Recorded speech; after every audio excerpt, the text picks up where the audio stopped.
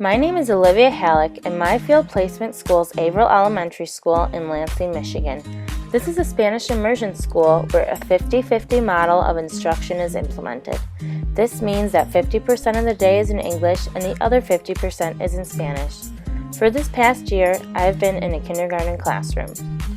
Prior to TE 405, I believed literacy would be very complicated to teach because students all progress at different levels. Now I know there are different ways to successfully implement literacy instruction because in TE 405, we learned how to do this on an individualized, small group or whole group scale.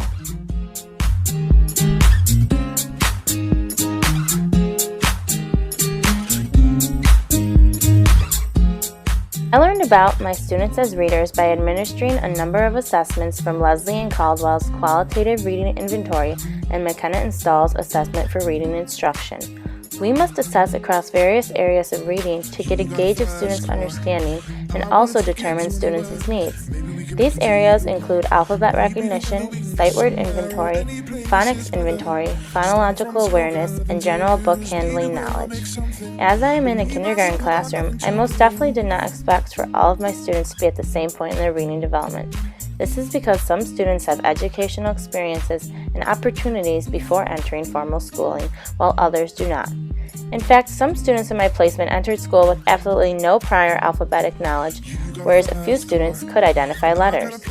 Based upon observation and informal or formal assessment results, I could design instruction to meet individual needs. Analyzing assessment results helps to pinpoint the specific needs or strengths of each student. From there, a very targeted instruction can begin in order to strengthen the student's competence.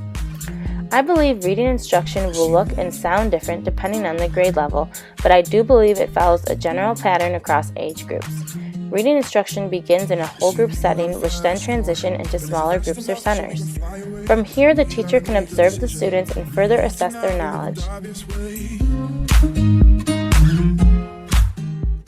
Identifying what students seem to struggle in can be confirmed by a traditional assessment and then addressed through individualized reading instruction. As a result of teaching a rhyme pattern individual reading lesson, I believe one-on-one instruction progresses students' learning and builds their confidence. In the future, I know teaching literacy will be apparent every day in the classroom. Literacy learning happens throughout all subject areas and will have an imprint even if it is not the intended focus. This has been an invaluable experience for me, and I would not change anything in the slightest. My mentor teacher was beyond accommodating and resourceful.